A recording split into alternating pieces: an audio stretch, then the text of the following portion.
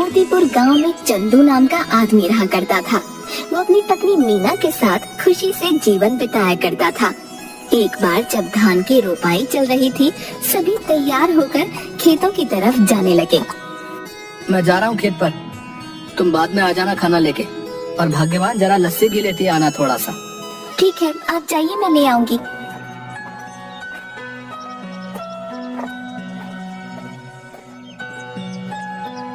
चंदू खेत में पहुंचता है, थोड़ी देर काम करता है, तभी खेतों की मेड़ों पर दो आदमी चल रहे होते हैं। उनमें से एक आदमी छाता लेकर चल रहा होता है, जमींदार करोड़ीमल और उनका मुंशी बाबूलाल। साहब, यह है चंदू, सुना है इसकी फसल बहुत अच्छी निकलती है। इस बार 8 बोरी चावल के लिए इसे बोल देते हैं। करीब है, 2 पैसा कमा लेगा तो दुआ ही देगा। ठीक है बाबूलाल, जाके इसे बता दो। जी मालिक। अरे ओ चंदू, सुन तो। क्या बात है बाबूलाल भाई? जमींदार साहब तुझसे मिलना चाहते हैं। मुझसे मिलना चाहते हैं? क्यों? अरे वो तेरी फसल खरीदना चाहते हैं, जा जल्दी जा। जी जमींदार साहब।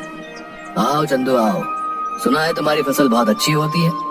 क्या इस बार की फसल तुम हमें बेचना चाहोगे? बाजार के दाम से अच्छा दाम दे दूंगा। ये तो हमारे लिए खुशी की बात है साहब। तो फिर ठीक है, जिस दिन फसल ठीक से तैयार हो जाएगी हमें बता देना, हम आदमियों को भिजवा देंगे। तुम्हारी फसल काटने में वो सब तुम्हारी मदद करेंगे और तुम्हारे घर पर पैसे भिजवा देंगे। उसके बाद जमींदार चला जाता है। चंदू फिर से खेत में वापस आकर काम करने लगता है। थोड़ी देर बाद मीना वहाँ आ जाती है। सुनिए जी, आ जाइए, आपके लिए खाना लेकर आई हूँ, और हाँ, साथ में लस्सी भी लाई हूँ। आता हूँ। इसके बाद चंदू मीना के पास पहुँच जाता है। लाओ लाओ, बड़ी भूख लगी है। लीजिए। मीना, जमींदार जी आए थे, जानती हो उन्होंने क्या कहा? क्या कहा? उन्होंने कहा कि वो हमारी इस बार की फसल खरीदना चाहते हैं और बाजार से अच्छे दाम भी देंगे। ये तो बड़ी खुशी की बात है। ये सब माता रानी की कृपा से हुआ है। मैं कहती थी ना, एक दिन सब ठीक हो जाएगा। माता रानी करे ऐसा ही हो। इसके बाद दोनों घर चले जाते हैं। इसके बाद चंदू सो जाता है। चंदू शाम को उठा और घर के आंगन में लगी क्यारी से सब्जियां निकाली। मैं ये सब्जी बेच के आता हूँ, ठीक है? सुनिए, आप समय से आ जाइएगा, रात होने से पहले। ठीक है। उसके बाद मंडी में सब्जियां बेचकर वापस आते वक्त एक मछली के ठेले के पास। मछली कैसे दे रहे हो भाई? भाई चंदू सुनो, तुम ये दोनों ले जाओ 100 रुपए में, मुझे जरा जल्दी घर जाना है। ये लो भाई 100 रुपए। आज मीना को कहूँगा मछली के गर्मा गर्म पकौड़े खिला दे। चंदू घर पहुँचा। अरे मीना, कहाँ हो? ये लो मछली। आज पकौड़े खाने का दिल कर रहा है, जरा बना दो। जी हाँ ठीक है, लेकिन पहले आप हाथ मुंह धो लीजिए। इसके बाद मीना मछली पकाने लग गई। अरे वाह, तुम्हारा कोई जवाब नहीं। आहा, क्या पकौड़े बनाए हैं, वाह वाह वाह। इसी तरह कई महीने बीत गए। चंदू के खेतों में सोने की तरह चमकने वाली फसल तैयार हो गई। मीना, मैं खेत में जा रहा हूँ, जमींदार के आदमी पहुँचते ही होंगे। ठीक है। चंदू खेत में गया। चल चंदू, तैयार हो जा, बहुत काम करना बाकी है आज। जमींदार के आदमी वहाँ पहुँच गए। चलिए सब काम पर लग जाते हैं। सेठ ने कहा है जल्दी से सारा काम निपटा कर फसल चंदू के घर पहुँचा देना। सबने मिलकर फसल काटी और 8 बोरियां तैयार कर दी। तभी वहाँ मीना आई। ये क्या, इतनी जल्दी काम भी हो गया? मीना, इसीलिए तो कहते हैं कि एकता में बल है। जो काम मैं अकेला 2 दिन में करता, वो हम 4 लोगों ने मिलकर कुछ ही टाइम में कर दिया। इसके बाद सबने मिलकर बोरियां चंदू के घर तक पहुंचा दी। हम सब कल आके ये बोरियां सेठ के घर ले जाएंगे। चलिए हम चलते हैं। चलो, आज का काम भी खत्म हुआ, बस अब कल का इंतजार है। उसने सारी बोरियां घर में रख दी। तभी आधी रात को चंदू के घर के बाहर कुछ चोर बात करते हुए। सुनो सबके सब, ध्यान से घुसना। अगर हम खाली हाथ लौटे तो सरदार हमें छोड़ेंगे नहीं। सब धीरे धीरे चंदू के घर से सारी बोरियां चुरा कर ले गए। अगली सुबह चंदू की बीवी, सुनिए जी, उठिए, देखिए क्या हो गया। क्या हो गया? चंदू उठिए, उठिए ना। क्या बात है भाग्यवान, ऐसा क्या हो गया जो तुमने सारा घर सर पर उठा लिया है? गोदाम से सारी बोरियां चोरी हो गई हैं। क्या चोरी? कहाँ पे? गोदाम में आइए, खुद ही देख लीजिए। हे भगवान, ये क्या हो गया? जमींदार जी के आदमी कभी भी आ सकते हैं। माता रानी, मैंने किसी के साथ कुछ बुरा नहीं किया, फिर भी मेरे साथ ही क्यों? चंदू घर की सीढ़ियों पर बैठ जाता है। चंदू की आंखों से आंसू आ रहे थे। तभी वहाँ जमींदार के आदमी आ गए। अरे भाई चंदू, बोरियां तैयार है ना? नहीं भाई, कल रात को ही किसी ने अनाज की बोरियां चोरी कर ली हैं। ये क्या कह रहे हैं भाई? जमींदार जी कहीं गुस्सा ना हो जाए। तुम तो उनका गुस्सा जानते हो ना। चलो, उनसे बात तो करनी ही पड़ेगी। चलो आप। चंदू बाबूलाल के साथ जमींदार के घर गया। क्या चंदू, तुम सब खाली हाथ क्यों आ रहे हो? जमींदार जी, कल रात को हमारे घर में चोरी हो गई। सुबह देखा तो गोदाम से सारी बोरियां गायब हो चुकी थी। कहीं तुमने किसी और को तो बेहतर दाम के चक्कर में नहीं बेच दी? नहीं जमींदार जी, मैं सच कह रहा हूँ। सेठ जी, एक ही गांव में रहना है आप सबने। भला झूठ बोल के कितने दिन बच पाऊंगा? ठीक है, लेकिन अगर मुझे पता चला कि तुमने किसी और को दिया है, तब देखना कि मैं क्या करता हूँ। कुछ दिन तक चंदू और मीना दोनों उदास थे। चंदू सब्जियों को बाजार में बेचता और जो भी कमाता उसे बहुत ध्यान से खर्च करता। चंदू खाना खाने बैठा। सुनिए ना, कितने दिन हो गए हमें इस तरह सब्जियां बेचते हुए, लेकिन हमारा घर मुश्किल से चल पा रहा है। घर के भी हालात ठीक नहीं है। हमारा गुजारा सिर्फ सब्जियां बेचकर नहीं हो सकता। पहले तो अनाज बेचकर हम अच्छे खासे पैसे कमा लेते थे, जिसमें साल भर थोड़ा थोड़ा करके घर चल जाता था। लेकिन अब तो हमें अगली फसल के पक जाने तक इंतजार करना होगा। आप बताइए ना, ऐसे कैसे घर चलेगा? मैं जानता हूँ, लेकिन मैं क्या करूँ, समझ नहीं आ रहा। अचानक चंदू थाली में रखा अचार रोटी के साथ खाने लगता है। अरे भाग्यवान, अचार! क्या अचार? क्या मतलब है? मैं आपको अचार की तरह दिखती हूँ? आप मेरे बारे में ये सब सोचते हैं? नहीं भाग्यवान, मैं तो कह रहा था कि हमारी समस्या का समाधान है ये अचार। कैसे? मेरी बात सुनो ध्यान से।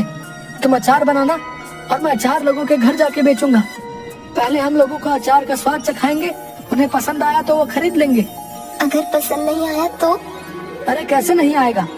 मेरी मीना ने जो बनाया है, अंग्रेजी में क्या कहते हैं, फंटास्टिक अचार बनाती हो तुम, है? आपने अंग्रेजी कब सीखी? तुम मुझे कम मत समझो। What are you doing? I am very well. देखा? आप तो बड़ी अच्छी अंग्रेजी बोल लेते हैं। दोनों हंसने लगते हैं।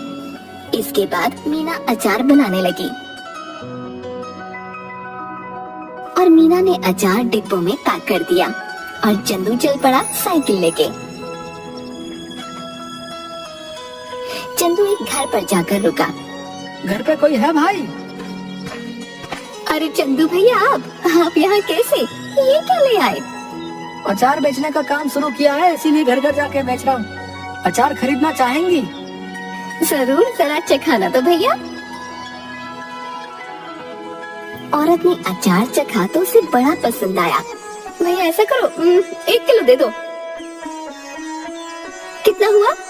150 रुपए में। ठीक है भैया, अभी पैसे लेकर आती हूँ। चलता हूँ बहन। ऐसे करते करते चंदू दूसरे घर गया। रमेश भैया घर पे हो? अरे चंदू, तू कैसा है भाई? और कैसा चल रहा है सब? उस चोरी के बारे में सुनकर बहुत बुरा लगा यार जान के। जाने दो भाई, क्या कर सकते हैं। अच्छा ये बताओ, अचार खरीदते हो बाहर से? हाँ क्यों? मैंने अचार बनाना शुरू किया है। क्या बात है, जरा चखा दो। चंदू ने उसे थोड़ा सा चखने को दिया। अरे वाह, किसने बनाया? मीना ने। भाभी को कहना बहुत अच्छा अचार बनाती हैं, बड़ा ही कमाल का। बताओ भाई, खरीदोगे? हाँ भाई, क्यों नहीं, दूसरों से भी तो खरीदता ही हूँ, इससे अच्छा तुमसे ना खरीद लूं। ये बताओ कितने में बेच रहे हो? 150 रुपए किलो। ठीक है भाई, 2 किलो दे दो। चंदू ने पैक करके दे दिया। धीरे धीरे उसका सारा अचार बिक गया। चंदू घर पहुंचा। मीना, आप आ गए। कैसा गया आज का दिन? किसी ने खरीदा कुछ अचार? कुछ तो नहीं खरीदा किसी ने। मैंने कहा था ना, मेरा अचार इतना भी खास नहीं है। आपका विचार ही गलत था इसे बेचने का। पूरी बात तो सुन लो। लोगों ने कुछ नहीं, सब कुछ खरीद लिया। देखो जाकर टोकरी में। मीना टोकरी के पास गई। उसने देखा कि टोकरी तो खाली है, यानी कि सारा का सारा अचार बिक गया। मीना बहुत खुश हुई। अब बस तुम ऐसे ही बनाते रहो और मैं घर घर जाकर बेचता रहूंगा। मैं कहती हूँ ना, आप ऐसा करिए, पास के गांव में भी बेचना शुरू करिए। क्या पता वहाँ के लोगों को थोड़ा बहुत पसंद आ जाए। अब हम जितनी जगह जाकर बेचेंगे उतना ही तो हमारा फायदा होगा ना। कल से आप थोड़ा और अधिक अचार लेकर जाना और दूर दूर के गांव तक भी जाना। ठीक कहा तुमने, मैं ऐसा ही करूंगा। कल से तुम ज्यादा से ज्यादा अचार बनाना शुरू करना। आप एक हफ्ते रुक जाइए। एक हफ्ते में बहुत सारा अचार बनाकर तैयार कर दूंगी। उसके बाद आप बेचना शुरू कर देना, क्योंकि अचार पकने में भी तो समय लगता है ना। ठीक है, तब तक मैं सब्जियां बेच दिया करूंगा। इससे हमारा घर भी चलेगा और हमें नुकसान भी नहीं होगा। इसके बाद मीना अचार बनाना शुरू कर देती है और कुछ दिनों तक चंदू बाजार में सब्जियां बेचता है।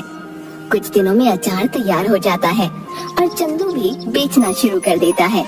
इस बार चंदू दूर के गांव में जाता है और अचार बेचना शुरू कर देता है।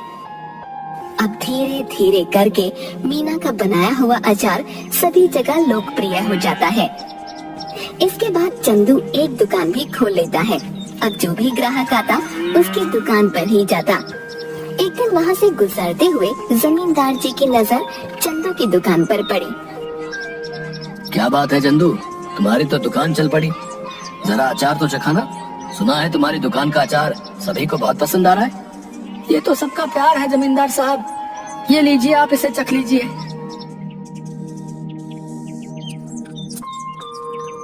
ये तो बड़ा स्वादिष्ट है। ऐसा करो, हमारे घर पर 60 किलो अचार पहुंचा देना। हमारे यहाँ बहुत बड़ा भंडारा है। एक हफ्ते में हम तुम्हारे घर पर कुछ लोगों को भेज देंगे रात को, इसलिए तुम सारा सामान तैयार रखना। जी जमींदार साहब। रात को जमींदार के लोग चंदू के घर नहीं पहुँचे। रात भी काफी हो गई थी। ऐसा करिए, आप सो जाइए। अगर कोई आया तो हमें पता चल ही जाएगा, तब उठकर उनका सामान उन्हें दे देंगे। तुम ठीक कहती हो, सो जाना चाहिए।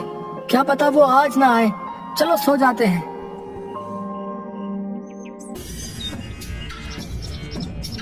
अगले दिन जब चंदू और मीना उठे तो घर में फिर से चोरी हो चुकी थी।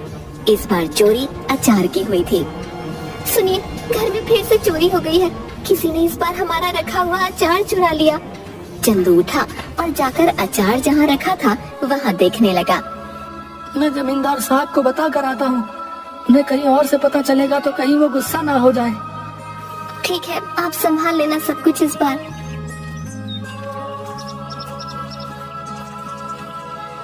चंदू जमींदार साहब के घर गया। जमींदार साहब, इस बार फिर से आपके लिए जो हमने अचार तैयार किया था वो चोरी हो गया। ये हमेशा मेरे साथ ही क्यों हो रहा है? मैं तुमसे कुछ भी मंगाता हूँ और वो तुम्हारे घर में चोरी हो जाता है। मुझे लगता है तुम मुझे अपना सामान बेचना ही नहीं चाहते। ठीक है, मैं भी नहीं खरीदूंगा आज के बाद तुम्हारा कोई सामान। जाओ। ऐसी बात नहीं है जमींदार साहब, अब खुद ही सोचिए। मैं आपसे दुश्मनी क्यों मोल लूंगा? आप चिंता मत करिए, मैं आपके लिए दोबारा से 60 किलो का अचार तैयार करता हूँ। ठीक है, अगर इस बार कुछ हुआ तब देख लेना। चंदू अपने घर गया और सोचने लगा कि अब इस चोर को कैसे रोके। इस बार चंदू ने बहुत सारे मटकों को एक जगह पर रखा और चला गया। अचानक आधी रात को आवाज आई। सारे के सारे चोर दर्द से चिल्ला रहे थे। अब जैसे ही चंदू उस कमरे में गया जहाँ पर अचार रखा हुआ था, तो वहाँ देखा सारे के सारे चोर जमीन में लेटकर चिल्ला रहे थे और अपनी आंखें मल रहे थे। ये क्या कर दिया? कोई बचाओ हमें।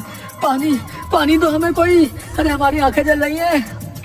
अब आया ना मजा? मेरे घर में जैसे तुम्हें आदत ही पड़ गई है चोरी करने की। क्या मजा आता है तुम्हें ये करके? है इतना दिमाग चोरी में लगाते हो, कुछ और कर लेते ना, अभी तो चैन से अपनी जिंदगी बिता रहे होते हैं। पर नहीं, तुम्हें तो चोरी ही करनी है। लो करो अब। अब चलो बताओ, क्यों कर रहे थे चोरी? ये सब हम अपनी मर्जी से नहीं कर रहे थे, हमें सब करने के लिए बाबूलाल ने कहा था। क्या बाबूलाल? भला उसे क्या जरूरत पड़ गई? ये तो मुझे नहीं पता, आप हमें माफ कर दीजिए, अब पुलिस को मत बुलाना बस। ठीक है, नहीं बुलाऊंगा, पर मेरी एक शर्त है, अगर गांव में तुमने दोबारा कभी चोरी की तो मैं बाबूलाल की मदद लेकर तुम्हें पुलिस के हवाले कर दूंगा। ऐसी नौबत नहीं आएगी चंदू भाई, हमें माफ कर दो। इसके बाद चोर चले गए। अगले दिन चंदू जमींदार साहब के घर गया। उसने जमींदार साहब को सारी बातें बता दी। जमींदार साहब, ये बाबूलाल ही है जिसने आज तक हमारे घर में चोरियां करवाई हैं। तुम कैसे कह सकते हो कि सारी चोरियां बाबूलाल ने ही कराई हैं? क्योंकि कल मैंने खाली मटके गोदाम में रखवाए थे और दरवाजे के ऊपर मिर्च की थाली रखवा दी थी। जैसे ही उन्होंने दरवाजा खोला, उनके ऊपर लाल मिर्च गिर गई और उन सबकी आंखों में जलन होने लगी और वो चिल्लाकर पानी मांगने लगे। बस मुझे पता चल गया, मैं उनके पास गया तो उन्होंने तोते की तरह सब उगल दिया। इस बाबूलाल को पकड़ लो और पुलिस को फोन करो। तभी सेठ के आदमी बाबूलाल को पकड़ कर लाते हैं। मुझे माफ कर दीजिए जमींदार साहब, कुछ कीजिए, भला मैं इतने सालों से आपके यहाँ काम पे हूँ, कुछ रहम करिए। मुझसे क्या माफी मांग रहे हो? गलत तो तुमने चंदू के साथ किया है, उससे माफी मांगो जाओ। मुझे माफ कर दो चंदू, मैं आज के बाद कभी ये सब नहीं करूँगा। लालच में मुझसे बहुत बड़ी गलती हो गई। गलती तो तुमसे हुई है, लेकिन तुम्हें छोड़ देना मेरे बस में नहीं। आज तुम्हें छोड़ दूंगा तो कल कोई और चोरी कर लेगा। उनके पास एक सबक जाना चाहिए कि जैसा करोगे वैसा भरोगे, इसलिए मुझसे किसी चीज की उम्मीद मत रखो। तभी तो पुलिस वाले आकर बाबूलाल को गिरफ्तार करके ले जाते हैं। भाइयों, अचार ले आओ।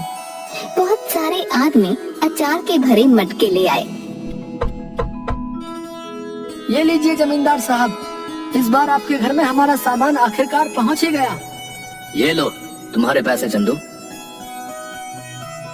तुम सच में ईमानदार और मेहनती किसान हो, हमें तुम पर नाज है। आपका बहुत शुक्रिया सेठ जी। चलिए अब मैं चलता हूँ। इसके बाद चंदू अपने घर लौट गया और इसके बाद से चंदू के घर में कभी कोई चोरी नहीं हुई और चंदू का काम बहुत अच्छे से चलने लगा।